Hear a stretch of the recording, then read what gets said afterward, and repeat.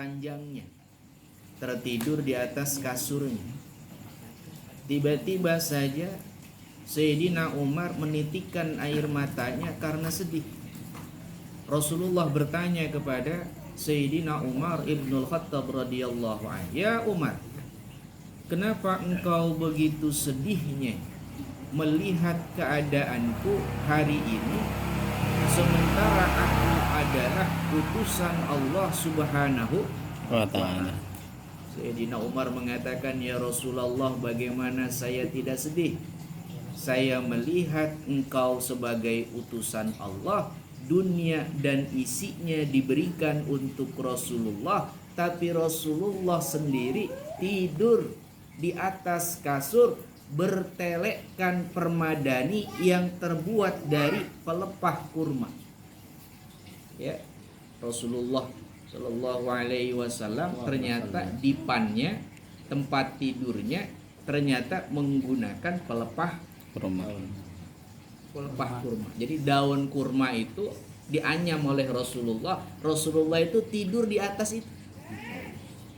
Jadi kelihatan bekas daripada cetakan tikarnya itu kelihatan. Jadi kalau Rasulullah itu bangun tidur, Rasulullah itu seluruh badannya itu ada bekas daripada cetakan pelepah kurma. Dan ini membuat Sayyidina Umar menangis di hadapan Rasulullah Sallallahu Alaihi Wasallam. Mendengar ini, Rasulullah Sallallahu Alaihi Wasallam kemudian memberikan sebuah jawaban, "Mali wa madunya illa karrakibi istazalla tahta syajari summa roha wa tarakaha." Umar, jangan sedih kayak begitu. Jangan. Engkau ngelihat aku kayak begini nih, bagaikan orang yang paling miskin, bagaikan orang yang paling sengsara, padahal saya dengan dunia itu enggak ada ikatan apapun. Saya enggak punya keinginan apapun terhadap dunia. Kenapa? Wa mal hayatud dunya illa la'ibun wa lahwun. Tidaklah Allah Subhanahu wa ta'ala memberikan dunia, menjadikannya kepada makhluk-makhluk Allah itu cuma main-main. La'ibun wa lahwun, cuma senda gurau aja. Jadi dunia dan isinya itu, kata Nabi, semuanya cuma sekedar titipan.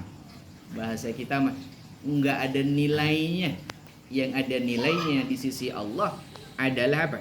Bekal ibadah kita yang sesungguhnya selama kita hidup di dunia. Aku, kata baginda Nabi, bagaikan orang yang mengembara, kita hidup di dunia bagaikan orang yang bernaung di bawah pohon, menikmati indahnya bagian daripada pepohonan, kemudian melanjutkan perjalanan. Nah, perjalanan kita adalah darul akhirat, negeri akhirat, di mana kita memang dilahirkan dari keturunan ayah ibu yang berasal dari negeri surga. Ya, jadi kalau misalkan ditanya kita ini asli mana, ya jangan bilang asli Cikarang. Asli mana bang? Dari mana aslinya? Kebumen? Bukan dari Kebumen. Aslinya kita itu katanya penghuni surga. Karena bapak moyang kita, ibu kita, Nabi Adam dan Siti Hawa, mereka adalah penduduk asli surga. Makanya kita nanti akan kembali. Makanya disebutnya katanya kembali menuju rahmatnya Allah. Darul akhirat, negeri akhirat yang lebih langgeng. Walal akhiratu khairul laka minal. Negeri akhirat itu jauh lebih utama dibandingkan kita hidup di dunia ini. Maka kata Nabi, tidak ada urusannya antara aku tidur menggunakan karpet permadani atau menggunakan pelepah kurma. Yang ada urusanku di dunia ini pengembara yang akan kembali kepada Allah Subhanahu wa ta'ala. Walanabluwannakum bisyai'in minal khawfi wal ju' wa naqsin minal amwali wal anfusi was samarah wa bassiris sabirin alladzina idza asabatkum musibah qalu inna lillahi wa inna ilaihi raji'un. Ini malam ini kayaknya Pak Jaka sedihnya minta ampun. Kenapa? Beberapa hari ditinggal sama orang tuanya. Tapi hakikatnya itu bukan ditinggal. Beliau lagi duluin kita. Nanti Pak Jaka nyusul, enggak Pak Jaka. Mungkin kita. Kemarin Pak Putu ya lebih dulu mengawali perjalanan negeri akhiratnya, sementara kita juga akan nyusul. Masalahnya cuma satu. Bekalnya apa? Fatazawwadu fa inna khairaz zadid taqwa. Carilah bekal yang sesungguhnya. Bekal yang sesungguhnya adalah takwa kepada Allah Subhanahu wa taala. Kembali kepada keterangan yang kemarin tentang takwa, dikaitkan dengan istiqomah, imtisalul awamiri wajtinabun nawahi. Menjalankan apa yang diperintahkan oleh Allah, menjauhi apa yang dilarang sama Allah. Bismillah. Ya, ada hal yang menggembirakan. Ada seorang ulama ditanya, "Wahai guru, saya itu pengen ketemu Allah nanti di akhirat, kira-kira yang paling gampang itu apaan ya?" Kayaknya selama hidup di dunia nih, kita amal ibadah kurangnya banyak, betul nggak? Kalau dibilang sholat, dihitung-hitung terus jamaahnya sama sholat sendiriannya lebih banyak jamaahnya apa sendirian? Sendiri. Itu yang sendirian masih ditanya, ninggalinnya apa ngerjain? Ya, Masya Allah. Ya, puasa masih ditanya, Ramadan kemarin berapa lama kita Ramadan puasa? Masuk hari ini Zulqa'dah dan Zulhijjah, ya, mau masuk hari raya Idul Adha. Ini kira-kira pada puasa apa enggak? Nah, colem. Ini kalau ditanya pada puasa, paling-paling yang puasa 1-2 orang. Tapi yang lain pada puasa enggak? Ya, pada colem. Kenapa itu begitu? Karena susah untuk mengembangkan amal soleh. Nah, makanya ada seseorang yang bertanya luar biasa, "Guru, saya itu kalau hidup di dunia dengan amal yang sedikit, kira-kira yang paling gampang ketemu sama Allah itu apa?" Ya, yang paling mudah kita ketemu sama Allah itu apa? Ternyata jawabannya luar biasa. Apa beliau katakan?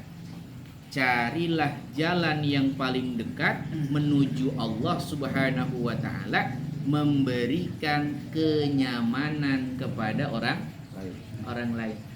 Jadikanlah dirimu sebagaimana Nabi Muhammad, khairun nas anfa'uhum linnas. Jadilah orang yang paling bermanfaat untuk manusia. Kita nggak bisa ngebales kebaikan orang, minimal jangan pernah biarkan lisan kita terhenti dari mengucapkan terima kasih kepada seseorang. Kita nggak bisa nolong orang, membantu, minimal jangan menimbulkan kerusakan kepada orang lain. Begitu, ya.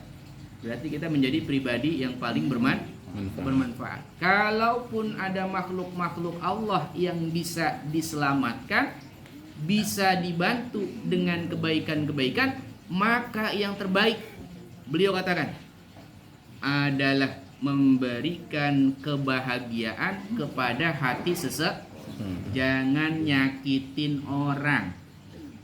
Dosa nyakitin orang Islam dibandingkan meruntuhkan Ka'bah, itu katanya lebih kecil meruntuhkan Ka'bah dibandingkan menyakiti hati seorang muslim.